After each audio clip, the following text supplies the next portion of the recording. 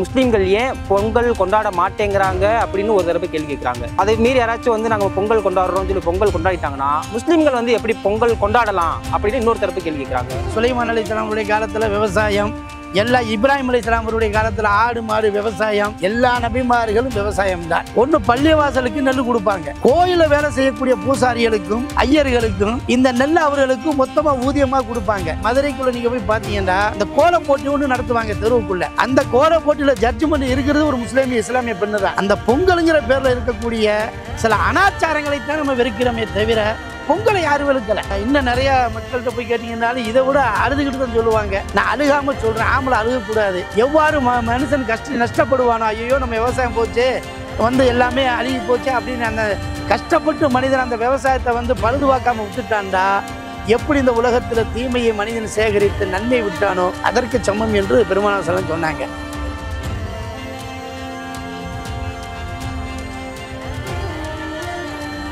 நம்ம தண்டோர தமிழன் சேனல்ல உங்க விளம்பரம் இடம்பெறணுமா? அப்ப நீங்க செய்ய வேண்டியது கீழே குறிப்பிடப்பட்டுள்ள வாட்ஸ்அப் எண்ணிற்கு ஏடின்னு டைப் பண்ணி அனுப்புனா போதும். நாங்களே உங்களை தொடர்பு கொள்வோம். மதுரை மாவட்டத்தினுடைய மேல்மட்ட குழுவில் வந்து மெயின் ஆலோசகராக இருக்கிறேன். செயற்குழு உறுப்பினரான மதுரை மாவட்டத்தில் உலமாக்கதில் இருக்கிறேன். எல்லா மாவட்டத்திலும் மேக்சிமம் எனக்கு தெரியும், அல்லாஹ்வுடைய கிருபையில இன்ஷா அல்லாஹ். இந்த சுற்றுப்பட்டு இருக்கக்கூடிய வயல்லாம் உங்களுக்கு தானே? ஆமாம், அல்ஹம்துலில்லாஹ். அந்த கிணறு மேட்டில் இருந்து சரி சரி இந்த கம்பி வேலி போட்டுருக்கேன் பார்த்தியலா, ஆமா ஆமா இது ஃபுல்லாகவே நம்மளுது. என்ன இப்போ நெல்லு தான் போட்டிருக்கீங்க? எல்லாமே நெல் தான் போட்டு. நெல்லு மட்டும் தான் போடலாம், நெல்லு முடிச்சதுக்கப்புறம் வேற ஏதாவது? நெல் முடிஞ்ச உடனேயே இன்ஷால்லா நாங்கள் மக்காச்சோளம் போடுவோம், தக்காளி போடலாம், மிளகா போடலாம், எள்ளு போடலாம். நம்ம தண்ணி வசதியை பொறுத்து கிணறு இருக்கிறதுனால நாங்கள் வந்து இன்ஷால்லா இந்த வட்டம் மக்காச்சோளம் போடலாம்னு இருக்கிறோம். கிணறு இல்லாதவங்க என்ன செய்வாங்கன்னா வானம்பத்து பூமிங்கிறதுனால எல்லாமே எள்ளை போட்டுருவாங்க. ஒரு தண்ணி இருக்கிற தண்ணி ஒரு சேரா மாதிரி பாய்ச்சி விட்டு அப்படியே அதை காய விட்டு உழுது விட்டு எள்ளை போட்டாங்கன்னா கையாகல ஈரமாக இருந்தாலும் அந்த எள்ளு வந்து நல்ல மகசூல் கொடுக்கும். இப்போ கொஞ்சம் ஈரமா இருந்தாலுமே எள்ளு அளவுக்கு தண்ணி இருந்தால் அது விளைச்சலாக, அதான் எள்ளு. அது சரி. நீங்க எத்தனை தலைமுறையா இந்த விவசாயம்? இது நான் கிட்டத்தட்ட ஒரு 35 வருஷமா நாங்க பாக்குறோம். 35 வருஷமா? உங்களுக்கு முன்னாடி உங்க அத்தா அம்மா அவங்கள்ட்ட எங்க அம்மா வந்து கிட்டத்தட்ட பூர்வீகமா விவசாயம் பாக்குறாங்க. நீங்க வந்து பூர்வீகமா? ஆமா, அது அவங்களுடைய நிலம் வந்து விளாம்பட்டியில இருந்துச்சு. சரி சரி. அவங்க அத்தாட்ட வந்து கிட்டத்தட்ட ஒரு 50-60 ஏக்கருக்கு மேல இருந்தது. அம்மாவோட அத்தாட்ட 60 ஏக்கர் நிலம் பார்த்தவங்க. எங்க அத்தா வந்து பூர்வீகம். என்னாச்சு 60 ஏக்கர் நிலம் என்னாச்சு? வித்துட்டாங்க, வறுமையில வித்துட்டாங்களா? அவங்க அத்தா என்ன பண்ணாங்க? உங்க ராதா அவங்க எல்லாம் அவங்கள விவசாயம் 88 வயசு ஆகுது. இந்த அம்மாவுடைய மட்டப்பாறை வரைக்கும் விளாம்பட்டில இருந்து மட்டப்பாறை. ஒரு சார் வந்து விவசாயம் பண்றாங்க. சார் வந்து மதுரையில இமாமத்துன்னு சொல்லக்கூடிய அந்த மத போதனை பண்ணக்கூடிய மதகுருவா இருந்துகிட்டு விவசாயம் பண்றாங்க. சாருனுடைய அம்மா அதுக்கு மூத்த தலைமுறை, இவங்களும் விவசாயம் பண்ணிக்கிறாங்க. இவங்களுடைய அப்பா கிட்டத்தட்ட 60 ஏக்கர் நிலம் வச்சு அவங்களும் விவசாயம் பண்ணிருக்காங்க. அவங்களுடைய அப்பா இருப்பாங்கல்ல உங்க ராதா, அவங்களும் விவசாயம் தானா? அவங்களும் எல்லாமே விவசாயம் தான். அது அவங்களுடைய சொத்து வந்து மட்டப்பாறை பள்ளியாசம் இருக்குங்கல்ல, விளாம்பட்டியில இருந்து என்ன கம்மாய் அது மட்டப்பாறை கம்மாய் வரையும் இவங்களுடைய சொத்து இருந்தது. அதாவது இவங்களுடைய நன்னாவுடைய இவங்க அத்தாவுடைய அத்தாவுக்கு காதர் பாச்சா ராவுத்தன்னு சொல்லுவாங்க. ராதாவுக்கு ஒரு பூரியமா இந்த மாதிரிக்கு வயசு 88. என் தகப்பனாருக்கு 98 வயசு. இந்த ஊர்லயே ஒரு பெரிய மனுஷரா அவரு ஒருத்தர் இருக்கிறார், ஒரே ஒரு ஆள் தான். அவரே கூட 98 வயசுல இன்னும் அவங்க விவசாயத்துக்கு வந்து வயல்ல வந்து பாத்துட்டு போறாங்க. 100 தாண்டி வருவாரு. இவங்க வந்து கிட்டத்தட்ட 4 தலைமுறை 5 தலைமுறை விவசாயம் தான் பாக்குறாங்க. இவங்க காடு கப்பெல்லாம் இருந்துச்சு. அவங்க அத்தா வந்து விவசாயம் பார்த்தாராங்கிறது எனக்கு தெரியாது. ஏன்னா சின்ன பிள்ளையிலேயே அவங்க இறந்துட்டாங்க. அவங்களுக்கும் காடு தோட்டம் தருவ எல்லாம் அவங்களுக்கு காடு இருந்துச்சு. பிள்ளைகளுக்கெல்லாம் சார்ந்த ஒரு சூழல் தான். இந்த ஊரே வந்து விவசாயத்தை சார்ந்த ஒரு சூழல் தான். இது வந்து ஒரு மலைப்பிரதேசம். மேல இருக்கக்கூடிய எஸ்டேட் போக்குவரத்துகள்லாம் ஓரளவு இங்க உள்ள இஸ்லாமிய சமுதாயத்திட்ட நிறைய இருந்துச்சு. கொஞ்சம் கால போங்குல வந்து அதை வித்துட்டாங்க. வித்துட்டு வந்த உடனே அந்த ரக்கத்துக்கு போறதுக்கு உண்டான ஒரு குறிப்பிட்ட வரைக்கும் மலையில எஸ்டேட் இருக்குது. நம்ம ஊர்ல இருக்கக்கூடியவங்களுக்கு மலை எஸ்டேட் இருக்கு. அங்க என்ன போடுறாங்க? அங்க வந்து ஏலக்காய் இந்த மாதிரி போக்குவரத்துகள் வந்து அந்த சூழ்நிலைக்கு தகுந்த மாதிரி அங்க வந்து இந்த வெள்ளை போடு, காட்டு வெள்ளை போடு, அந்த மழை தண்ணிக்கு தகுந்த மாதிரி அங்க போட்டுக்கிடுவாங்க. மிளகு இது போடுறாங்க. இப்ப இந்த சித்தியாங்கோட்டையை பொறுத்தவரை சித்தியாங்கோட்டை உங்களுக்கு சித்தரவு, ஐயம்பாளையம், பட்டிவீரம்பட்டி இது இந்த சரவணி எழுதினா முழுக்க எல்லாமே விவசாயம் தான். விவசாயத்தை சார்ந்துதான் எல்லாமே இங்க இருக்க முடியும். வேறு இதர விஷயங்களுக்கு வந்து இந்த ஊரை பொறுத்தவரை எந்த ஒரு சான்ஸும் இல்லை. பக்கத்தில் இருக்கக்கூடிய ஆத்தூரா இருந்தாலும் சரி, எத்தனை பறைமுறைகள் படிச்சு வந்தாலும் சரி, விவசாயம் தான் அவர்களுடைய முதுகெலும்பாக. அவர்கள் எவ்வளவு பெரிய டிகிரி பார்த்துட்டு வந்தாலும் சரி, விவசாயம் இல்லை என்று சொன்னால் அதனுடைய மகத்துவத்தை நம்ம அடைய முடியாது. சொன்ன மாதிரி 4G 5G 6G 7G போனாலும் குடிக்க கஞ்சி வேணுங்கிறதுக்கு விவசாயம் என்ன இந்த விவசாயம் அழியாமல் நம்ம இருக்கிறதுக்கு மெயின் தண்ணி முக்கியம். இந்த தண்ணிக்கு அடிதடி ஒருவருக்கு போட்டுக்கிறாம எல்லா மக்களுக்கும் இது வேணும். எல்லா மக்களும் விவசாயம் பண்ணுறதுக்கு வீணாகாமல் இந்த தண்ணியை பயன்படுத்திக்கிட்டாலே நம்மளுக்கு போதுமான லாபங்கள் நிறைய கிடைக்கும். இல்லை காணினா என்ன? காணினா 1.25 ஏக்கர் சேர்ந்தது ஒரு காணி. ஒரு காணி நிலம் 30 காணி நிலம் ஏதோ 30 காணி அப்படின்னு சொன்னோம்னா 1.25 பாரதியார் பாடியிருக்காரு நினைக்கிறேன். 1.25 பெருக்கிட்டீங்கன்னா ஒரு காணி வந்து 1.25. ஒரு ஏக்கருங்கிறது வந்து 100 சென்ட். 1.25 சென்ட்டுங்கிறது வந்து ஒரு காணி வரும். அவ்வளோ. இப்போ ஆத்து நீர் பாசனத்துக்கும் கிணத்து நீர் பாசனத்துக்கும் வித்தியாசம் இருக்கா? ஆத்து நீர் பாசனத்துக்கு வந்து மகசூல் வந்து ஒரு 25 மூட்டை டு 30 மூட்டை அடிக்கும். ஒரு போகம் 2 போகம் 3 போகம் விளையக்கூடிய பூமியெல்லாம் நீங்கள் விளாம்பட்டி மட்டப்பாறை அணைப்பட்டி 3 போகம்னா வருஷத்துக்கு 3 வாட்டி அடிக்கக்கூடிய போகத்துலன்னா ஒரு ஏக்கருக்கு வந்து 30 மூட்டை 20 மூட்டை 25 மூட்டை தான் விழுகும். இது அப்படி விழுகாது. ஒரு தடவை எடுத்துட்டாலும் 50 மூட்டை 55 மூட்டை 45 மூட்டை 40க்கு மேலே தான் விழுகும். அந்த மாதிரி உள்ள ஒரு வளமான ஒரு மண்ணு இந்த மண்ணு. இப்போ 2 பேரும் இஸ்லாமியர்களா இருக்கிறதுனால நான் ஒரு கேள்வி கேட்கிறேன். இப்ப நீங்க வந்து மதகுரு வேற, அதனால இந்த கேள்வி கேட்கிறேன். இப்ப என்னன்னா, பொங்கல் வந்து ஒரு குறிப்பிட்ட சமூகத்தினுடைய விழா. அதுக்கும் முஸ்லீம்களுக்கு என்ன சம்பந்தம்? முஸ்லீம்கள் ஏன் பொங்கல் கொண்டாட மாட்டேங்கிறாங்க அப்படின்னு ஒரு தடவை கேள்வி கேட்கிறாங்க. அதை மீறி யாராச்சும் வந்து நாங்க பொங்கல் கொண்டாடுறோம்னு சொல்லி பொங்கல் கொண்டாடிட்டாங்கன்னா முஸ்லீம்கள் வந்து எப்படி பொங்கல் கொண்டாடலாம் அப்படின்னு இன்னொரு தடவை கேள்வி கேட்கிறாங்க. இதை பத்தி நீங்க என்ன சொல்ல வரீங்க? அதாவது பொங்கல் அப்படிங்கிறது வந்து ஒரு மகிழ்ச்சிகரமான வார்த்தை. பொங்கல் என்பது வந்து அந்த மகிழ்ச்சியை வந்து மனிதர்கள், நம்ம நாட்டில் இருக்கக்கூடிய எல்லா மனிதர்களும் அதில் நம்ம உறுதுணையா இருக்க வேண்டியது கட்டாய கடமை. அதுல வந்து நம்ம வந்து எந்த விதமான மாற்று கருத்தும் சொல்ல முடியாது. அதுல அந்த பொங்கலுங்கிற பேர்ல இருக்கக்கூடிய சில அனாச்சாரங்களைத்தான் நம்ம வெறுக்கிறோமே தவிர பொங்கலை யாரும் வெறுக்கல. அப்ப பொங்கலை வழிபாட்டு விழாவாக சிறுபான்மை சமூகம் ஏற்பதில்லை, ஆனால் ஒரு பண்பாட்டு விழாவாக இந்த சிறுபான்மை சமூகம் வந்து தமிழர் திருநாள்னு சொல்லக்கூடிய இந்த பொங்கலை ஏத்துக்கிற. விவசாயினா அவங்க விவசாயி தான். இந்து விவசாயி, கிறிஸ்தவ விவசாயி, அப்பெல்லாம் விவசாயி, அவ்வளவுதான். இது விவசாயிகளுக்கான ஒரு தமிழர் திருநாள். அந்த அறுவடை வரக்கூடிய அந்த தை மாதத்துல அந்த அறுவடையை உற்பத்தி செய்யக்கூடிய அந்த உழைப்பாளர்களுக்கெல்லாம் ஒரு பரிசளித்து அப்படி அந்த விதத்துல வந்து பொங்கலை நம்ம எல்லாரும் வரவேற்கிறோம்.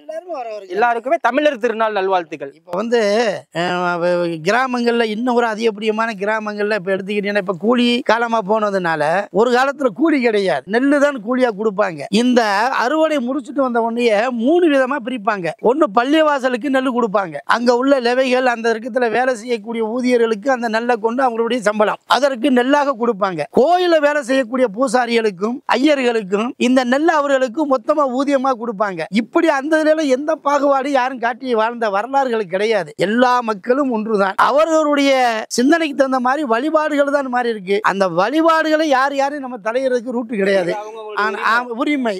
இப்ப என்ன ஆகி போச்சுன்னா, இந்த காரணங்களை வைத்து மக்களை பிரிக்கக்கூடிய ஒரு சூழ்நிலை இன்னைக்கு நம்ம பார்க்கிறோம். யாரு பொங்கலை வெறுக்கல, யாருமே பொங்கலை வெறுக்கல. ஆனா அப்படி காட்சிப்படுத்தப்படுது. இவங்க வந்து முஸ்லிம்கள் வரமாட்டாங்க, கிறிஸ்தவர்கள் இதுக்குள்ள வரமாட்டாங்க அப்படி எல்லாம். மதுரைக்குள்ள நீங்க போய் பாத்தீங்கன்னா, நான் மதுரையில இருக்கேன், இந்த கோல போட்டி ஒன்று நடத்துவாங்க தெருவுக்குள்ள. அந்த கோல போட்டியில ஜட்ஜ்மெண்ட் இருக்கிறது ஒரு இஸ்லாமிய பெண்ணு தான். எனக்கு தெரிய தெருக்கல்ல அவங்க இருந்தாங்கன்னா அவங்க அதற்கு ஒரு சிறப்பு விருந்தினராக டீச்சராக இருந்து அதை வந்து இந்த கோலம் நல்லா இருக்கு, இதுக்கு மார்க் இவ்வளவு, அந்த கோலம் போடுறதுக்கு கூட அந்த இஸ்லாமிய சமுதாய மக்கள் முன்னின்று தான் செய்யறாங்க. அப்படியெல்லாம் யாரும் ஒன்றும் நம்ம வந்து இது பண்ணல. ஆனால் அதை வந்து அதிகபட்சமா மிகைப்பாக மனித சமுதாயத்திற்கு மத்தியிலே ஒரு பிளவுகளை உண்டு கொண்டு போகும்பொழுது அது விவசாயமா இருந்தாலும் மாறும், அது ரோடாக இருந்தாலும் மாறும், குடையாக இருந்தாலும் மாறும்.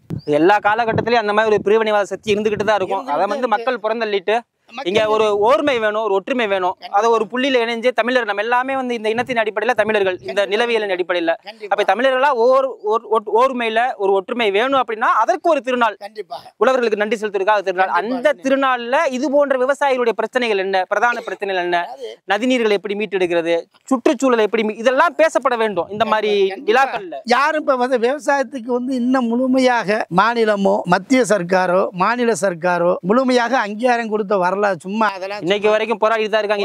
எளிய தின்னுக்கிட்டு எந்த வத்தனை வருஷங்கள் வந்தாலும் இதற்குன்னு ஒரு நிர்ணயம் இன்ன வரை நிர்ணயிக்கப்படல. விவசாயிகளுக்கு இன்னைக்கு நான் பேங்க்ல போயிட்டு வர்றேன், அதுக்கு வந்து நான் என்கிட்ட எவ்வளவு எதிர்பார்க்கறாங்க தெரியுங்களா?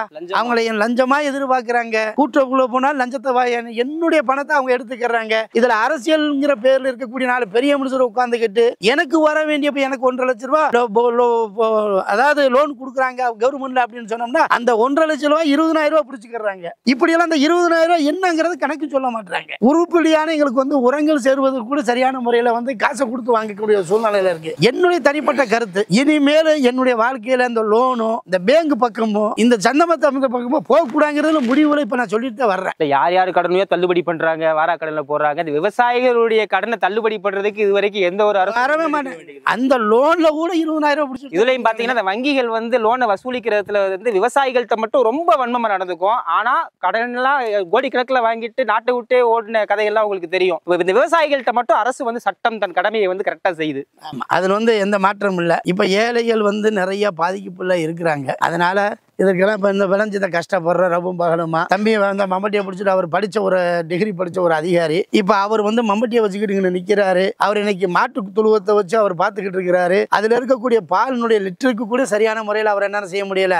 உண்மையாமே தம்பியை பற்றி பேசுகிறப்ப அவர் நினைச்சிருந்தாருன்னா ஒரு டிகிரி முடிச்சிருக்காரு, டிப்ளமோ எலக்ட்ரானிக் இன்ஜினியரிங் முடிச்சிருக்காரு. அவர் நினைச்சிருந்தாருன்னா ஒரு பன்னாட்டு நிறுவனத்தில் பல்லாயிரக்கணக்கான ரூபாய் சம்பளத்தோட அவர் வேலையில் சேர்ந்திருக்கலாம். ஆனால் வந்து விவசாயம் பண்ணணும், அதுலேயும் பாரம்பரிய முறையில் இயற்கையான முறையில் விவசாயம் ஆசைப்படுறாரு.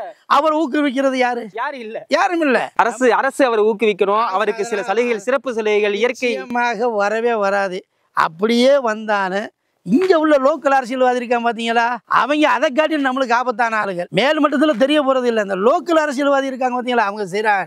இப்ப பாருங்க, இது அறுவடை முடிஞ்ச நெல்லை கொண்டு போய் நாங்க கவர்மெண்ட்டுக்கு போறதுக்குள்ள டிஎன்சிக்குள்ள போறதுக்குள்ள 2 மாசமா அந்த நெல்லுக்கு நாங்க படுத்து கிடக்கணும். 2 மாசமா ஒரு பெரிய மனுஷர் படுத்து இருந்து அதுக்கிடையில அவங்களுக்கு யாருக்கு தெரிஞ்சவங்க நெல்லை பூரா எங்கெங்கெல்லாம் கொண்டாந்து டிஎன்சி போட்டுக்கிட்டு இருப்பானுங்க. நம்ம நெல்லுக்கு வந்து லஞ்சத்தையும் வாங்கிட்டு ஒரு டோக்கன் மாதிரி கொடுத்து அது எப்போ போடலாம், யார் போடலாம், இவர் வலு உள்ளவரா, இவருக்கு ஆள் பலம் உள்ளவரா, இவருக்கு இன்னும் அரசியல் செல்வாக்கு உள்ளவரா அப்படிங்கிற ஒரு சூழ்நிலையை டிஎன்சி அளவு நெல்லில் கூட எங்கள் நெல்லை போடுறதுக்கு கூட எங்களுக்கு உரிமை இல்லாத ஒரு சூழல் காலகட்டம் வந்துருச்சு. 2 மாசமும் ரவும் பகலும் காத்து கிடக்கணும். மழையிலையும் கொசுக்கடியிலையும் அறுவடைக்கு அறுவடை முடிஞ்சு டிஎன்சி இந்த கவர்மெண்ட் வாங்குறதுக்கு கொள்முதல் பண்றதுக்கு உடனே கொள்முதல் பண்ணாது. வெளியில இருக்கக்கூடிய விளைவிக்கக்கூடிய எல்லா நெல்லையும் அரசு தான் கொள்முதல் பண்ணுமா? இந்த நெல் அரசு கொள்முதல் பண்ணும். சரி சரி. இந்த ஒரு குறிப்பிட்ட ரகம் இருக்குது. இந்த ரக அரிசி மட்டும்தான் அரசு கொள்முதல் பண்ணோம். ஆனா விலையும் அரசு தான் சொல்லும். அதை விலையை அரசு சொல்லிடும். சொல்ல முடியாது. நாங்க சொல்ல முடியாது. ஏதாவது உங்களுக்கு அதிகமா செலவழிச்சிருக்கீங்க அதெல்லாம் சொல்ல முடியாது. நட்டம் ஏற்பட்டுருச்சு, இந்த நெல்லுக்கு இவ்வளவுன்னு கொடுத்துருவோம். உதாரணத்துக்கு தம்பிட்ட வரப்ப பேசிட்டு இருந்தேன், மயில் வந்து நிறைய புடுங்கி போட்டு போயிருது அப்படிங்கிற மாதிரி. இந்த மாதிரி இழப்புகளுக்கு அரசு ஈடு செய்யாது. அதெல்லாம் ஒண்ணு நீங்க தலைகள் தானேண்டா கூட வராது. இந்த பக்கம் நீங்க வந்ததே பெரிய விஷயம். யூடியூப்ல வந்து நீங்க எடுக்கிறீங்க அப்படிங்கன்னா இன்னும் நிறைய மக்கள்கிட்ட போய் கேட்டீங்கன்னாலும் இதை விட அழுதுகிட்டு தான் சொல்லுவாங்க. நான் அழுகாம சொல்றேன், ஆம்பளை அழுகக்கூடாது. ஏன்னா ஆம்பளை வந்து அழுதுட்டான்னா அதை நம்ப முடியாது. அழுகிற ஆம்பளையும் சிரிக்கிற பொம்பளையும் நம்பாதுன்னு பழமொழி இருக்கிறதுனால ஆம்பளை அழுக முடியாது. ஒவ்வொரு விவசாயம் உள்ளுக்குள்ள கண்ணீர் வடிக்கிறாங்க. ஒவ்வொரு சூழ்நிலையும் மக்கள் வந்து அப்படியே துவண்டு கிராம மக்கள் அப்படியே கீழே நிற்கிறாங்க. அவங்கள ஒரு சுண்டலை தூக்கி விட்டுச்சுன்னு வைங்க, இன்னைக்கு இதனுடைய மதிப்பீடு வேற எங்கேயோ போயிடும். இப்போ நான் கொடுக்குற நெல்லுக்கே நம்மளுக்கே என்னங்கிறது எனக்கே தெரியாது. இது அரசாங்கத்தை தவிர்த்து தனியார்கள் எடுக்க முடியாது இந்த நெல்லை. இது சாப்பாட்டுக்கு நெல் கிடையாது. அரசாங்கத்து டிஎன்சிக்கு போற நெல் தான் இந்த நெல். கவர்மெண்ட் தமிழ்நாடு கவர்மெண்ட் அதை எடுத்து அவங்க என்ன பண்ணுவாங்க, அவங்க இந்த ரேஷன் அரிசி இதை ஒரு காலம் அவங்க ஏதாவது மாற்றி விட்டு வேற எங்கேயாவது கம்மியான ரேட்டுக்கு நெல்லை வாங்கி இங்கே கொடுக்குறாங்களாங்கிற அது நம்மளுக்கு தெரியாது. அந்த விதை அவங்க தான் கொடுப்பாங்களா, நீங்க தனியாக வாங்குவீங்களா? கவர்மெண்ட் நம்ம வந்து வாங்கிக்கிறலாம். நம்ம காசு தான். கம்பெனி இதே கம்பெனி வெளியில வாங்கினாலும் காசு தான், ஃப்ரீயாலாம் கொடுக்க மாட்டாங்க. இப்போ இந்த நெல் அறுவடைக்கு வந்துருச்சா? இப்போ தான் இந்த பரியுது பாருங்க, கருதி வருது. இந்த இது வந்து மேலே வந்து 40 நாளில் வந்து உங்களுக்கு வந்து மேலே இந்த கருது இந்த வந்துருச்சு வந்தீங்களா, இந்த கருது வந்து கீழே மடங்குச்சுன்னா காய் பிடிச்சிருச்சுன்னு அர்த்தம். கவுந்துச்சுன்னா காய் பிடிச்சிருச்சுன்னு அர்த்தம். இன்னும் வெளியாகலை. இந்த பாருங்க, இப்போ இந்த புள்ள கருதா இருக்கு, எல்லாம் மாசமா இருக்கு. உங்களுக்கு வளர்ச்சி எவ்வளவுதானா? இதனுடைய வளர்ச்சி, இந்த ரகத்தினுடைய வளர்ச்சி இவ்வளவுதான். ஏன்னா நான் நெல் இவ்வளவு பெரிய ஹைட்டுக்கு நெல் பார்த்துருக்கேன். அந்த ரகம் ஒவ்வொரு ரகத்துக்கு ஒரு இது வந்து 46, 55, 45, செல்ல பொன்னி, நாட்டு பொன்னி, அதே மாதிரி வந்து ஜீரக சம்பா, அது மாதிரி அவங்களுக்கு வந்து இந்த சிவப்பரிசி போடுறாங்கல்ல அந்த அரிசி, அந்த மாதிரி அதெல்லாம் இந்த சிவப்பரிசிலாம் கவர்மெண்ட் எடுக்காது. கேரளாவுக்கு போகிறதுனால வியாபாரிகள் தான் அதை நிர்ணயம் பண்ணி எடுப்பாங்க. அந்த மாதிரி ஒரு மட்டை நெல்லுன்னு சொல்லுவாங்க, மட்டை அரிசின்னு சொல்லுவாங்க. அது மாதிரி அதெல்லாம் வந்து அதெல்லாம் எல்லாமே விளையக்கூடிய நல்ல ஒரு பூமி. ஆனால் இங்கே இப்போ நம்ம சீரசம்பா போடுறோமா? ஆமாம், நம்ம ஊர் ஆத்தூர் சிக்கிரி சம்பா வந்து இது வந்து ஃபேமஸ் ஆனது இல்லையா? அப்படியா? உலகநாதன் பாடின மாதிரி இது அந்த மண்ணுக்குள்ள சொந்தமானது இல்லைங்களா? சீரக சம்பா பிரியாணிக்கு போடுறது. பிரியாணிக்கு போடுறது எப்போ போட மணக்க அப்படி ஒரு காலம் இருந்துச்சு. அந்த இன்னொன்னு கேட்கணும்னு நினைக்கிறேன், காலாபாத்துன்னு சொல்லி ஒரு அரிசி இருந்துச்சு, எங்கேயுமே கிடைக்கிற அந்த அரிசி. அதாவது காலாபாத்து அரிசிங்கிறது வந்து டொப்பி அரிசின்னு சொல்லுவாங்க. அந்த ரகம் வந்து இப்ப இல்ல. அது இருக்குது. காலாபாத்து இப்பயும் போட்டுக்கிட்டு இருக்காங்க. நம்ம ரசூல் மைதியத்தா கூட அது போடலாம். 6 மாதம் தண்ணி வேணும். பிரியாணி காலாபாத்து அரிசி வந்து காலாபாத்துல பிரியாணி எத்தனை பேர் தெரியும் தெரியல. காலாபாத்துன்னு ஒரு சீரக சம்பா காலாபாத்து திண்டுக்கல், இந்த தென் தமிழகத்துல வந்தோம்னா திண்டுக்கல் பிரியாணி வந்து அங்கிட்டு வந்து பாஸ்மதியில போடுவாங்க. தென் தமிழகத்துல ஃபுல்லா வந்து சீரக சம்பா தான். சீரக சம்பாலே வந்து நாங்க சின்ன வயசா இருக்கப்பல காலாபாத்துன்னு ஒரு அரிசி இருக்கும். எத்தனை பேருக்கு அது தெரியும் தெரியல. என்னன்னா இந்த ஊர்ல காலாபாத்தை வந்து விளைவிக்கக்கூடிய ஒரு ஊர் எதுன்னு சொன்னாக்கா அது நம்ம சித்தியாங்கோட்டை தான். இந்த மண்ணுக்கு மட்டும்தான் அது விளையாடும். போறப்ப ஒரு 4 கிலோ கொடுத்துருக்காங்க காலாபாத்து. கண்டிப்பா வாங்கி கொடுத்துல மில்லுல வந்து நாங்க வாங்கிக்கலாம். இந்த நெல் வந்து இந்த மண்ணுக்கு மட்டும்தான் விளையும். எல்லா மண்ணுக்கும் விளையும் சொல்லும் போது சொல்லுவாங்க. இது வந்து கருப்பட்டி மணல். களிமண் கருப்பட்டி களிமண்ணிலே கருப்பட்டி மண். சரி சரி. இதுல மண்ணு வேறுபடும். இது சரள மண்ணு. சரளனா அது ஒரு மண். அது ஒரு சரளங்கிறது அது ஒரு மணல் சார்ந்து கறந்துருக்கும். செம்மண் காடுகள்ல நிறைய நல்ல செம்மண் காடுகள் வந்து நெல் போட முடியாது. நெல் போட முடியாது. அது வந்து தென்னை மரம் அந்த மாதிரி போட்டு காட்டு விவசாயம். அந்த மாதிரி காட்டு விவசாயம். கரும்பு கூட அதுல வருதான்னு தெரியல. அது நம்மளுக்கு தெரியல. இந்த மாதிரி உள்ளதெல்லாம் கரும்பு பார்த்துருக்கிறேன். அதுல வந்து செம்மண்ல கரும்பு போட மாட்டாங்க. வாழை, தென்னை மரம், தக்காளி சின்ன சின்ன அதுதான் போட முடியும். அதனுடைய பூமியினுடைய ஈர்ப்பு வந்து அந்த வேற அவ்வளவு தான் கொண்டு போகும். இந்த மணல் மாதிரி ஆழமா கொண்டு போய் இறக்காது. இந்த தென்னை மரத்துக்கு அந்த தென்னை மரத்துக்கு வித்தியாசம் இருக்கு. காட்டுப்பத்தில் உள்ள தென்னை மரத்துக்கும் இப்படி இந்த விவசாய களிமண்ணில் சார்ந்த தென்னை மரத்துக்கு வித்தியாசம் இருக்கு. இது கொஞ்சம் ஈரப்பசை இருந்துகிட்டே இருக்கு, ஒரு 8 அடி வரையும். அதுல வந்து உடனே அந்த ஈரப்பசை, ஆனால் பூமி வெடிக்காது, ஈரப்பசை கம்மியாயிரும். அதாவது பெருமானார் ஸல்லல்லாஹு அலைஹி வஸல்லம் அவர்கள் ஹதீஸ்ல வந்து சொல்லும்போது துன்யா மஸ்ராவுத்துல் ஆகிரான்னாங்க. இந்த துனியாவே மறுமையினுடைய விவசாயம்னு தான் சொன்னாங்க. மற்ற எந்த உதாரணமும் சொல்லல பெருமானார் ஸல்லல்லாஹு அலைஹி வஸல்லம். இந்த உலகத்தினுடைய மனிதனுடைய வாழ்க்கை ஒரு விவசாயத்தை போன்றுதான். அப்படின்னா என்ன அர்த்தம்? ஒரு விவசாயி எப்படி ஆரம்பத்திலேருந்து கஷ்டப்பட்டு அதை வளர்த்து அதை சாவு இல்லாமல் முழுமையாக அறுவடை செய்தால் மகிழ்ச்சி, அதுபோன்று இந்த உலகத்தில் நல்ல காரியங்கள் மனிதன் சிறப்பாக செய்து இறைவனுக்கு பொருத்தமான வாழ்க்கை அவன் வாழ்ந்து பெருமானார் ஸல்லல்லாஹு அலைஹி வஸல்லம் அவர்கள் சொன்னதை போன்று நடைமுறையில் அவனுடைய வாழ்க்கையை அமைத்து அமல்களை விவசாயத்தை போன்று கரெக்டான பக்குவத்தில் அமல் செய்வானது அதை முழுமையாக அறுவடை செய்வானையானால் அவன் சுவர்க்கத்தில் மகிழ்ச்சி. அந்த அறுவடை சாவியாயிருச்சுனால் எவ்வாறு மனுஷன் நஷ்டப்படுவானோ, ஐயோ நம்ம விவசாயம் போச்சு வந்து எல்லாமே அழுகி போச்சு அப்படின்னு அந்த கஷ்டப்பட்டு மனிதன் அந்த விவசாயத்தை வந்து பழுதுவாக்காம விட்டுட்டான்டா, எப்படி இந்த உலகத்தில் தீமையை மனிதன் சேகரித்து நன்மை விட்டானோ அதற்கு சமம் என்று பெருமானார் ஸல்லல்லாஹு அலைஹி வஸல்லம் சொன்னாங்க. ஆதம் அலைஹிஸ்ஸலாத்து வஸ்ஸலாம் அவர்கள் தொட்டு நபி மூசா அலைஹிஸ்ஸலாம் அவருடைய காலம் தொட்டு விவசாயத்தை தான் எல்லாம் உதாரணம் காமிச்சாங்க. இந்த நபிமார்களே விவசாயம் பண்ணியிருக்கிறாங்க. எல்லா நபிமார்களும் யூசுப் அலைஹிஸ்ஸலாம் கனவுல கூட அந்த கொளுத்த கதிர்கள் ஏதோ அந்த மாதிரி அந்த விவசாயம் அவர்கள் சுலைமான் அலைஹிஸ்ஸலாம் அவருடைய காலத்துல விவசாயம், எல்லா இப்ராஹிம் அலைஹிஸ்ஸலாம் அவருடைய காலத்துல ஆடு மாடு விவசாயம், எல்லா நபிமார்களும் விவசாயம் தான். விவசாயம் சார்ந்துதான் அல்லாஹ் தஆலா எல்லா நபிமார்களையும் நிறைய விவசாயம் சம்பந்தப்பட்ட வசனங்கள் இருக்குது. அவனே மலையை பொழிவிக்கிறான், அவனே பூமியிலிருந்து கதிர்களை விளைவிக்கிறான். ஒரு வித்துக்கள் 2 வித்து பல வித்துக்களை நாம் உருவாக்கிறோம். யார் நீங்களா நானான்னு கேட்கிறேன். அன்சல் துமுஹு மினல் முஸ்னி அம்னானுல் முன்சிலோன், மலையை நீங்க இறக்குறீங்களா நான் இறக்கிறான்னு எல்லாம் கேட்கிறேன். இப்படி அல்லாஹ் தஆலா எல்லா வளமையும் ஃப்ரீயா கொடுத்துட்டு இந்த மனுஷன்ட்ட படுற இந்த விவசாயம் இருக்கு. இன்னும் கூட ஒரு இது படிச்சிருக்கேன், நபிகள் நாயகம் சொல்லியிருக்கிறாங்க, உங்களிடத்துல நிலம் இருந்ததுன்னா அதுல நீங்க விவசாயம் பண்ணுங்க, உங்களுக்கு விவசாயம் பண்றதுக்கு உங்களுக்கு பலகீனமாக இருந்தீங்கன்னா உங்க சகோதரன்ட்ட கொடுத்து அதுல விவசாயம் பண்ண சொல்லுங்க. கண்டிப்பா கண்டிப்பா கண்டிப்பா. அதே பத்தி விவசாயம் தான் வீடாகி போச்சுங்களே. 75% இன்னைக்கு வீடாகி போச்சு, இருக்கிறது 1/4%. இன்னையும் இதை விட்டுறாங்கன்னு வைங்களேன், பல நாடுகளை போய் கையாந்த வேண்டியது. காசு இருக்கு, சோறு இருக்காது. அப்புறம் இந்த பன்னு கின்னு இந்த பீஸா எஸ்டேட்டுக்காரங்க வந்து இந்த விவசாய நிலத்தெல்லாம் போட்டாங்க, இங்கிட்டு வரலையா? இன்னும் வரல, இதுக்குள்ள விடல. இதுக்கு வந்தாலும் வந்தாதான். இந்த சமூகம் விவசாயம் பார்த்துட்டு இருக்குல்ல, இப்ப இவர் பாக்குறாரு, இவங்க அத்தா பார்த்தாங்க, இவர் பார்த்தாரு, இவர் பிள்ளை பாப்பாரு, இப்ப இவர் பாக்குறாரு, இப்படி பண்ணிட்டு இருக்காங்கல்ல. ஒரு கட்டத்துல இவங்கனால விவசாயமே பார்க்க முடியாதுன்னு ஒரு சூழல் வந்துருச்சுன்னா அப்படி வரக்கூடாது. ஏன்னா அவங்களுடைய அந்த ஏழ்மையினால அப்படி ஒரு விவசாயம் பார்க்க முடியாது, நமக்கு வருமானம் இல்ல, வாழ்வாதாரம் இல்லன்ட்டு முடங்கிருச்சு அப்படின்னா இந்த விளை நிலங்கள் எல்லாம் விளை நிலங்களாக மாறிடும். அப்படிதானே? கண்டிப்பாக. விவசாயத்தை விட்டு விவசாயம் இருக்கிற வரைக்கும் தான் எல்லாம் பச பசேன்னு இருக்குது. விவசாயத்தை இந்த மக்கள் கை விட்டுட்டாங்க அப்படின்னா இதெல்லாம் ரியல் எஸ்டேட் எல்லாமே ஃபிளாட். ரொம்ப நன்றி, உங்க விவசாயத்தினுடைய பல விஷயங்களை பத்தி பேசுனீங்க. உங்க யூடியூப் சேனல் எங்களை நீங்கள் பேட்டி எடுத்ததுக்கு மிக்க வாழ்த்துக்கள். உங்களுடைய சேனல் மென்மேலும் உயர்ந்து இந்த உலக அளவில் இதனுடைய வெற்றியை பலமாக ஆக்கி இது போன்ற விவசாயிகள், கிராமங்கள் எல்லா மக்களையும் சந்தித்து நல்லதொரு கருத்துக்களை இந்த அரசாங்கத்திற்கு தெரிவிக்க வேண்டும் என்று உங்களுடைய யூடியூப் சேனல் சார்பாக எங்களுடைய தமிழர் திருநாள் வாழ்த்துக்களை, பொங்கல் வாழ்த்துக்களை நாங்கள் மகிழ்ச்சியோடு தெரிவித்துக் கொள்கிறோம். எல்லா மக்களும் சிறப்போடு, இனிமையோடு, எழுச்சியோடு, மகிழ்ச்சியோடும் இறையருள் பற்று வாழ வேண்டும் என்று என்னுடைய பிரார்த்தனையை முடித்து கொள்கிறேன். அலைக்கும் சார். எல்லாரும் நல்லா இருக்கணும், கண்டிப்பா ஆயுசோட இருக்கணும். போலாமா? எல்லாரும் கஷ்டத்தையும் நீக்கணும். நல்லா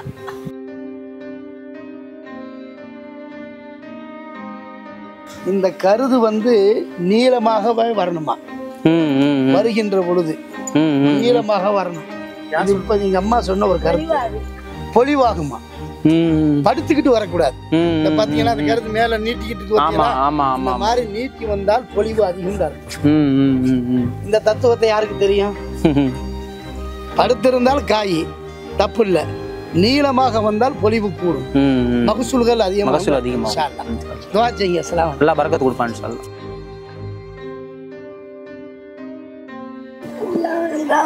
என்னுடைய அம்மா நாளைக்கு